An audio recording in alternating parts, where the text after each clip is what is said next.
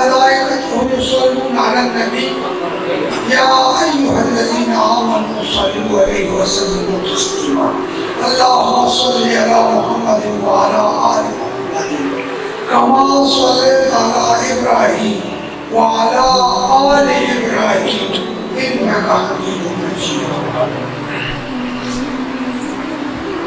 سب سے پہلے تو اللہ کریم کا لاکھ لاکھ شکر ہے کہ اس کریم رب نے ہم جیسے روسیات سے بہت بڑا کام یعنی اللہ اور اللہ کے حبیب کا ذکر کرواتا اور ہمارے جیسے کمزور زبانوں پر یہ اعلیٰ اور عرفہ نام جاری فرماتا. یہ وہ کریم رب ہے، خود ہی توفیق دیتا ہے، خود ہی طاقت دیتا ہے اور پھر خود ہی اس پر ثواب مرتا ہے. خود ہی ہمیں توفیق دی کہ ذکر کرو اور پھر خود ہی کہتا ہے کہ تم میرا ذکر کرو میں تمہارے چرچے کروا دوں. تو یہ اللہ کا شکر ہے کہ آج ہم اس نشست میں بیٹھے ہیں. ہمارے ایک بزرگ کی آج چیئرمین کی محفل ہے. تو کلہان میں ٹیکرار صاحب ہمارے سلسلے کے بڑے فعال شخصیت تھے. ان کی 40ویں پروگرام میں گیا ہوا تھا تو ہمارے یہ بچے نے وہاں پروگرام دیکھا تو اس نے کہا میری خواہش ہے کہ ہمارے گاؤں میں بھی ایسا پروگرام. لیکن اچانک ہمارے ملک کا کیونکہ پہلے سے تاریخوں میں ملک کا دورہ لکھا ہوا تھا، 2 دن ہمارے ملک کا ایک تبدیلی سفر تھا تو پھر ہم نے اس میں ایسا کیا کہ واپسی پر اس پروگرام کو ہم رکھ لیں گے. لیکن اس گاؤں میں آنے کا مجھے اس کی بھی چندہ ضرورت نہیں تھی کہ اس گاؤں میں پہلے ہی الحمدللہ کا بوٹا لگا ہوا اور سنکیتر میں الحمدللہ ہمارے صوفی امجد صاحب تشریف فرما ہے اور ہمارے قبلہ عالم کے بڑے منظور نظر ہمارے پیر بھائی ہیں. تو اس علاقے میں ماشاءاللہ وقتاً فوقتاً یہ اللہ کے محفل الحمدللہ سجا رہے ہیں. لیکن خوش قسمت یہ تھی کہ اللہ تعالیٰ نے آج ہمیں بھی توفیق دی اور اللہ کریم نے ہمیں ذکر میں بیٹھنے کی اللہ تعالیٰ نے سعادت نصیب فرمائی. میرے دوستوں کو اپنی نصیحت کی 2-4 باتیں کرتا ہوں، اتنی زیادہ لمبی تقریر نہیں ہے کیونکہ آج کل سوشل میڈیا ہے. آج کل نوجوانوں کے ذہنوں کو خراب کیا جا رہا ہے اور اسلاف کے طریقوں کو سے لوگوں کو بدزن کیا جا رہا ہے اور نوجوانوں کو مختلف انداز سے مختلف سسٹم سے ایسی باتیں ذہن میں ڈالتے ہیں کہ ایسی کام کا کیا فائدہ ہے، یہ تم کیوں کرتے ہو اور اس کا کیا فائدہ ہے، فضول خرچی کرتے ہو، پیسے ضائع کرتے ہو، اس قسم کی باتیں کرتے ہیں اور نوجوانوں کو اپنے اسلاف کے لیے دعا کرنے کے راستے میں رکاوٹیں پڑ رہی ہیں. تو اس 2-4 باتیں میں آپ لوگوں کو کرتا ہوں. ہو سکتا ہے کسی نوجوان کے دل میں یہ بات بیٹھ جائے اور اس کی ڈائریکشن درست ہو جائے. اس چیلنج کا فائدہ کیا ہے، اس چیزیں کا فائدہ کیا ہے؟ اس کے 2 فائدے. ایک فائدہ یہ ہے کہ اہل سنت و جماعت کے نزدیک قرآن و سنت کے پرزور دلائل کے ساتھ یہ بات رسول تک پہنچی ہے کہ کوئی بھی نیک کام آپ کریں، نیک کام کو متعین نہیں، کوئی بھی نیک کام کریں اور اس کا ثواب اپنے مرحوم کو پیش کریں تو اللہ تعالیٰ ان کے درجات کو بلند فرمائے. ایک تو یہ بات کہ ہم دعا کے لیے آتے ہیں اور اپنے اس نیک کام کو ان کے لیے ڈیلیگیٹ کرتے ہیں، تحفہ بھیجتے ہیں تاکہ اللہ تعالیٰ ہمارے مرحوم کے درجات کو بلند. دوسرا اس کا ایک فائدہ کہ ہمارے لیے لمحہ فکریہ بھی ہو جائے. آج اس کا 40واں کل میرا 40واں، کیا ہم اس کے اوپر تیاری کر رہے ہیں؟ تو گھر یہ لمحہ فکریہ بھی ہوتا اگر آپ 30 کرتے ہیں 40 کرتے ہیں تو ہمارے لیے بھائی شکریہ دیا وہ تو پھر اچھا تھا. اتنے لوگ ماشاءاللہ دعا کر رہے ہیں تو ہمارے اتنے لوگ دعا میں آتے ہیں وہ تو پھر غنیمت. تو یہ 2 فائدے. اب اس میں 2 باتیں بس کر کے ختم. شیخ اکبر ایک بہت بڑے عالم گزرے اور تمام اہل اللہ واللہ اس کو مانتے ہیں اور اس کی کتابوں کا درس سوائے پیر میرے شاہ صاحب کو کوئی نہیں دے سکتا. لیکن ان کی کتابوں کا درس ہے یہ پیر میرے شاہ صاحب دیتا ہے. شیخ اکبر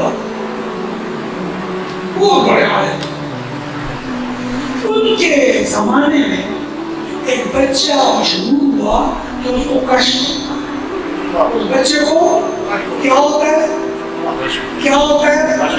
کشف ہوتا ہے. اس کو قبور میں بھی نظر آتا ہے کہ قبر میں عذاب ہو رہا ہے. یہ مشہور ہو گیا بچہ.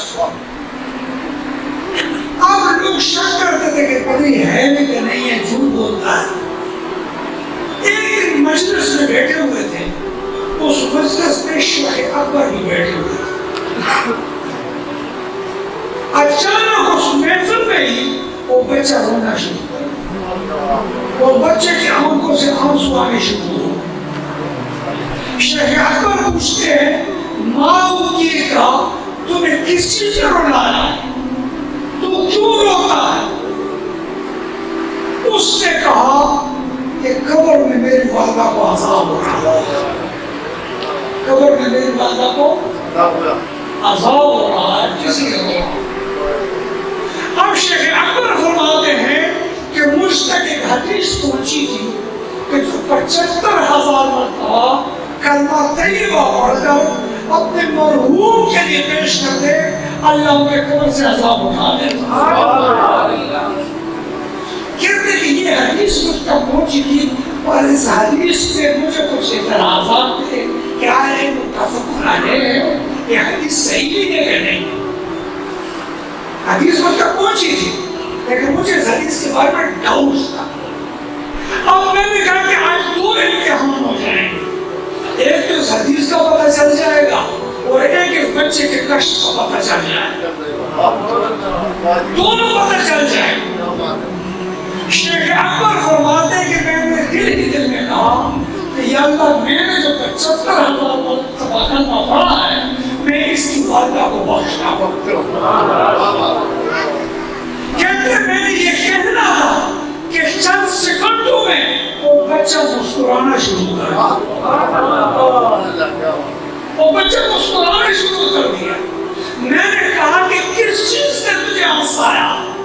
اس نے کہا اللہ نے قبر میں میری والدہ سے عذاب کو اٹھا دیا. شیخ اکبر فرماتے ہیں مجھے اس حدیث کے بارے میں بھی شک ہو گیا اور بچے کے کشف کے بارے میں بھی شک ہو گیا. اس لیے پتہ چلتا ہے کہ قبر میں واقعی فائدہ پہنچتا ہے اور یہ تمام علماء کہتے ہیں. پھر نبی علیہ السلام جا رہے ہیں گھوڑے پر. اچانک جب قبرستان گھوڑا پہنچا تو گھوڑے نے ہنانا شروع کیا اور حضور علیہ السلام تھوڑے سے گھوڑے سے نیچے ہو گئے اور اتر آئے. صحابہ نے پوچھا یا رسول اللہ کہ گھوڑا کیا کر رہا ہے؟ فرمائے ان قبر میں عذاب ہو رہا ہے. اور جس گھوڑے پہ نبی سوار ہو جائے اور گھوڑے کی نگاہ بھی اتنی تیز ہو جاتی ہے کہ اس کو بھی قبر میں عذاب.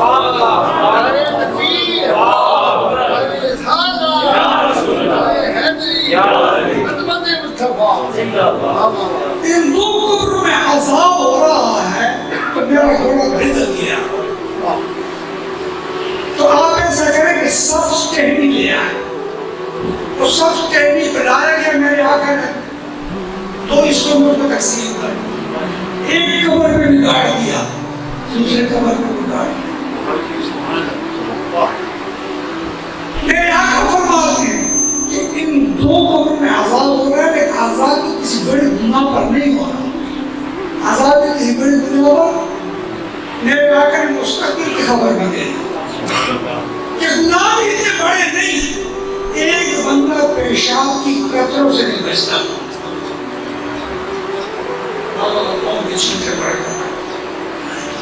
پیشاب کی قطروں سے نہیں بچتا اور دوسرا بندہ چوب نہیں کھاتا چور خور، اس وجہ سے ہو رہا۔ اس لیے کہ ہمیں پتہ چلتا ہے دونوں باتوں سے ہمیں گریز کرنا چاہیے۔ یہ جو ہم قبر کھودتے ہیں نا، قبر کو دیہاتوں میں تو کھودتے ہیں، شہروں میں تو پرائیویٹ معاملہ ہو گیا، دیہاتوں میں ابھی بھی قبریں ہم خود کھودتے ہیں، ہمارے علاقے میں خود کھودتے ہیں، بھی کھود ڈالتے ہیں۔ یہ بہت اچھی بات ہے، کہتے ہیں یہ پیشاب کے قطروں کا عذاب جو بندہ قبر میں مردے پر مٹی ڈالتا ہے، اللہ اس کے صدقے میں اس کو معاف فرما دیتا ہے۔ اس کے کہتے ہیں تجویز و تقسیم میں جایا کرو، لوگوں کے قبروں میں جایا کرو، ان کی تجویز و تقسیم میں شریک ہو جایا کرو، یہ اچھی بات ہے۔ میرے آقا کے دونوں ٹینی لگا دی، فرمائیے جب تک اللہ کا ذکر کرتی ہیں یہ سب کی علوم ما فی السماوات والارض، ہر چیز اللہ کا ذکر کرتی ہے۔ یہ ٹینی جب تک اللہ کا ذکر کریں گی ان کے عذاب میں اللہ تخفیف فرما دے۔ علماء لکھتے ہیں اگر سب ٹینیاں ذکر کریں تو عذاب میں تخفیف ہوتا ہے۔ جب اتنے سینکڑوں ہزار کل شریف پڑھ کر، آیت کریمہ پڑھ کر، فاتحہ پڑھ کر ذکر کرتے ہیں تو کیا ان کی وجہ سے اللہ کو میں عذاب ہوتا؟ تو علماء لکھتے ہیں کہ یہ اصول سے ہے کہ اللہ تعالیٰ یہ ثواب پہنچاتا ہے، لیکن اب اس لیے اور بات آ گئی، آپ کنواں بول دیں اس کا بھی ثواب ہے، آپ راستہ ٹھیک کر دیں اس کا بھی ثواب ہے، آپ مسجد میں پیسے دیتے اس کا بھی ثواب ہے، کوئی بھی نہیں کر رہے تو آخر یہ کام کیوں کرتے ہیں کہ لوگوں کو بلا کر کھانا کھلا دیں؟ اس کا کیا فائدہ؟ یہ بات میں سمجھانا چاہتا آج کل سوشل میڈیا پہ اس سے منع کریں، یہ کیوں کرتے ہیں؟ میرے دوست اس کا بھی ایک جواب ہے، لاجک جواب دیتا ہوں، مسئلہ نہیں، ایک لاجک بیان کروں میں جواب۔ یاد رکھو موت کا منکر نہیں، کس چیز کا منکر نہیں ہے؟ موت کا منکر کوئی نہیں ہے، اللہ کا منکر ہے، رسول کا منکر ہے، موت کا منکر کوئی نہیں۔ ابو جہل نے بھی موت سے انکار نہیں کیا، ابو لہب نے بھی نہیں کیا، کسی یہودی نے بھی نہیں کیا۔ 1,24,000 پیغمبروں پر حقانی صاحب تشریف فرمائے پوچھ لیں، پورے قرآن میں کسی پیغمبر پر یہ سوال نہیں ہوا کہ موت نہیں ہے۔ 1,24,000 پیغمبر یہ سوال نہیں ہوا کہ موت نہیں ہے۔ اعتراض کس بات پہ تھا؟ پیغمبروں پر یہ اعتراض ہوا کہ تم کہتے ہو کہ مر کر بندہ دوبارہ زندہ ہو جاتا ہے، یہ کیسے ہو سکتا ہے؟ اعتراض یہ تھا، شیر کھا جاتا ہے، دریا خود ہو جاتا ہے، چاس کریش ہو جاتا ہے اور رام ہو جاتا ہے، تم کہتے ہو کہ دوبارہ زندہ ہو جاتا ہے۔ یہ بات کیا کرنے نہیں آ رہی؟ اسلام نے موقف پیش کیا، وَلِبَاسِ بَعْدَ الْمَوْتِ، موت کے بعد زندگی حق ہے، موت کے بعد زندگی حق ہے۔ اب دو فکریں ہو گئی، ایک وہ جو کہتے ہیں کہ پھر دوبارہ زندگی نہیں، وہ کیا کرتے ہیں؟ وہ چند منٹ کی خاموشی اختیار کرتے ہیں، مجھے بھائی یہ ساری جگہ مرنے پر 4 منٹ یا 2 منٹ خاموشی اختیار کرتے ہیں، کیونکہ ان کے نزدیک وہ مر چکا، ختم ہو چکا ہے۔ اور جن لوگوں کے نزدیک کہتے ہیں کہ مارا نہیں بلکہ ایک جگہ سے دوسری جگہ منتقل ہو گیا، ٹرانسفر ہو گیا۔ آپ نے جو مثال دے دی اس پروگرام ہو، آپ کا ایک بیٹا لندن چلا گیا، آپ کا بیٹا کہاں چلا گیا؟ لندن چلا گیا۔ آپ نے اس کو پاکستانی 1,00,000 روپے دے دی، پاکستانی 1,00,000 روپے آپ نے دے دی۔ وہ جب لندن پہنچا کسی دکاندار کے پاس کہ مجھے ایپل دے دے، مجھے آم دے دے، مجھے کیلا دے دے، وہ جب پیسے دیے دکاندار کہتا کہ نو، یہ قوم یہاں نہیں چل رہی. آج منی چینجر کے پاس جائیں, اس کو ڈالر سے چینج کریں, اس کو ڈالر سے چینج کریں, کیونکہ یہاں پاکستانی پیسہ نہیں لگتا, یہاں ڈالر. بس وہی جواب دینا. جب بندہ دنیا میں ہوتا ہے تو دو چیزیں ویلڈ ہوتی ہیں, دو باتیں ویلڈ ہوتی ہیں, دو باتیں فائدہ پہنچ جاتی ہیں. اللہ فرماتا ہے ایک افرادی قوت اور ایک مالی قوت. افرادی قوت کو آپ وزیر اعظم بن سکتے ہیں, جتنے زیادہ ووٹ مل سکیں گے آپ MLA بن سکتے ہیں. مالی قوت ہو تو آپ ماشاءاللہ جائیدادیں خرید سکتے ہیں, چیزیں خرید سکتے ہیں. یہ دونوں ویلڈ چیزیں جب آپ آخرت میں چلے جاتی ہیں دونوں ناکام ہو جاتی ہیں. نہ افرادی قوت کام آتا ہے نہ مالی قوت کام آتا ہے.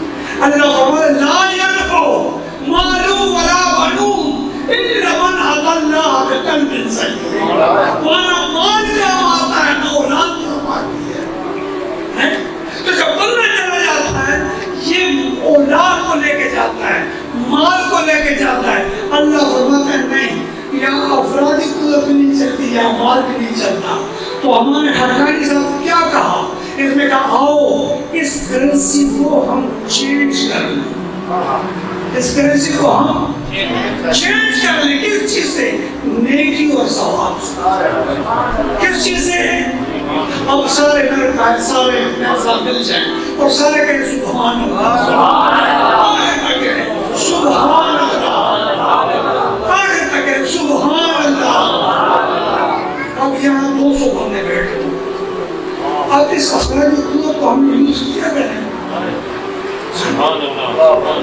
200 بندے نے 3 دفعہ سبحان اللہ کہا, نہ میں نیکیاں مل گئی, نہ میں درجات بلند ہو گئے, نہ میں گناہ معاف ہو گئے, اور اس کا ثواب ہم اپنے مرحوم کو پہنچا دیں. یہ افرادی قوت کو ہم نے یوٹیلائز کیا ثواب میں.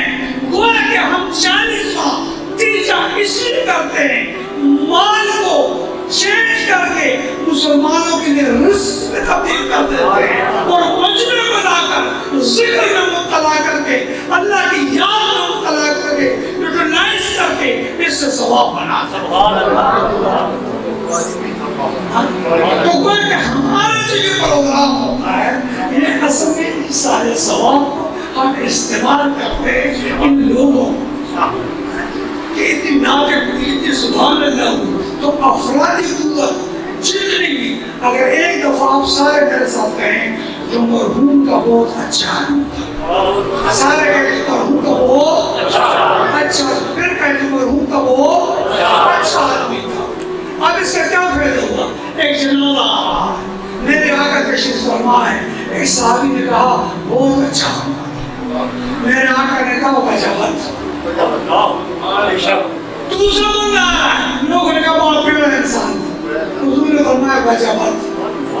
فرمایا اللہ سوال مختلف ہو, دونوں پہ وجبت, دونوں پہ واجب ہو رہی ہے. ہاں مسلمان کی گواہی قبول ہوتی ہے, اس نے اچھائی بیان کی, اللہ نے جنت کو واجب بنا دیا, اور اس نے برائی بیان کی, اللہ نے جہنم کو واجب کر دیا ہے. معلوم ہوتا ہے مسلمان اپنے مرحوم کو اچھا کہیں تو رب بھی اچھا بنائے گا تو جنت بھی دے گا.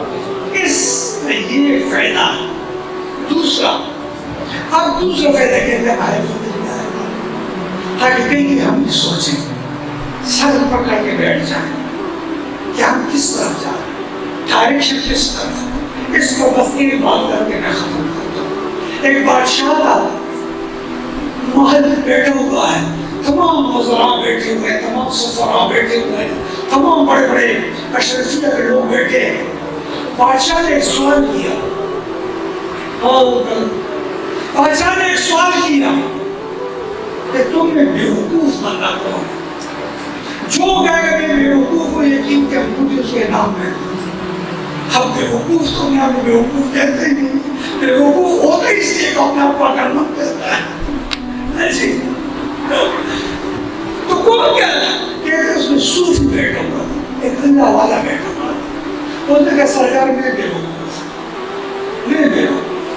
انہوں نے کہا یار دیکھو مولوی صاحب لالچ آدمی ہے، انگوٹھی کی خاطر ہم نے آپ کو بیوقوفوں کی تعلیم بتائی، مذاق کیا، اس کے خلاف بڑا مذاق اڑایا اس کا، انگوٹھی اس نے نہیں، انگوٹھی جب پہن لی صوفی صاحب نے، چند دن گزر گئے، چند سال گزر گئے، بادشاہ کے نزاع کا وقت آیا، بادشاہ کا آخر وقت آیا، کسی نے پوچھا کہ بادشاہ مرنے لگا ہے، وہ درویش دوڑ دوڑ کر آیا اور درباری کو بادشاہ کے پاس امانت ہے، یہ انگوٹھی ہے، یہ میں نے واپس کر دی، واپس میں بادشاہ کا دستخط ہے، جو بھی انگوٹھی دیکھتا ہے باقی بادشاہ کی ہے، سیدھا راستہ اس کے لیے کھولا جا رہا اور بادشاہ کے سرانے پہنچ، جب بادشاہ کے سرانے پہنچا تو بادشاہ سے سوال کرتا ہے درویش کہ بادشاہ سلامت یہ تو بتائیے جب آپ شکار کرنے جایا کرتے تھے تو کیا کرتے تھے؟ شکار کرنے جایا کرتے تھے کیا کرتے تھے؟ فرمایا پہلے میں خیمے بھیج دیا کرتا تھا، پھر انویسٹیگیشن کی ٹیم بھیج دیا کرتا تھا، پھر اسلحہ لے جایا کرتا تھا، پھر خودروش کا سامان لے کے جایا کرتا تھا، پھر کنیزیں ساتھ لے کے جایا کرتا تھا، پھر خیمے ساتھ لے کے جایا کرتا تھا، پورا انتظام انصراف کر کے میرے شکار کے لیے جایا کرتا تھا۔ فقیر ہنس پڑا، فرمایا بادشاہ سلامت آج شکار پہ چلے وہاں کیا بھیجا ہے؟ آج شکار پہ چلے وہاں کیا بھیجا ہے؟ اس نے کہا وہ فقیر میں تو دنیا کے رنگینوں میں یہ بھول ہی جاتا، میں تو دنیا کے رنگینوں میں یہ بھول ہی جاتا کہ وہاں بھی کچھ ہے۔ تو وہ صوفی صاحب ہنس پڑے، فرمایا بادشاہ سلامت جو 3 دن کے لیے جائے انسلام کرے چیزیں بھیجے اور جہاں سال عمر کے لیے جائے وہاں کچھ نہ بھیجے، اصل بیوقوف تو ہوگا نا، اصل سٹوپڈ تو وہی ہوا، یہ انگوٹھی واپس لے دے، سب سے بڑے بیوقوف تو تھے اور اس کو کہ بادشاہ تھے۔ اے میرے دوستو کہیں ہم بھی ایسے تو نہیں کرتے، کہیں ہم بھی تو چند دن کے لیے چند اس کے لیے پرائی جائیداد پر قبضے کر لیں، پرائی چیزوں پہ قبضے کر لیں، بیواؤں کو چیز نہ دیکھیں، بیٹوں کے مال پہ قبضے کریں، چیزیں کریں، کس لیے؟ یہ چند دنوں کے لیے۔ اے میرے دوستو وہاں فیہا خالدون، وہاں ساری عمر ہے، یہاں چند دن ہے۔ آئیے اس ساری عمروں کے چند دن کے قربان نہ کریں، کچھ محنت شروع کریں، کچھ کوشش شروع کریں۔ یہ نوجوانوں کو دعوت فکر دے رہا ہوں کہ آئیے ایسے اللہ والوں کی جماعت میں شامل ہو جائے۔ یہ اللہ والے تجھے کیا کہتے ہیں؟ یہی کہتے ہیں کہ اس فانی کے ساتھ دل نہ لگا، آؤ اس بقا کے ساتھ دل لگا لے، فانی اللہ تیرے خود بہت اچھا کر دے گا، خود بہت اچھا کر دے گا۔ اے میرے دوستو تو یہ محفل 2 باتوں کے لیے ہوا، ایثار ثواب اور نفع فکریہ۔ اللہ تبارک و تعالیٰ ہمارے دوستوں کی صحیح کو قبول فرمائے، اللہ آسانیاں پیدا فرمائے، اور میں سمجھتا ہوں اتنی اچھی محفل ہو گئی ہے کہ مغلوب کا کوئی نسبت پائے، اللہ تعالیٰ نے الحمدللہ اس کو بخش دیا ہو۔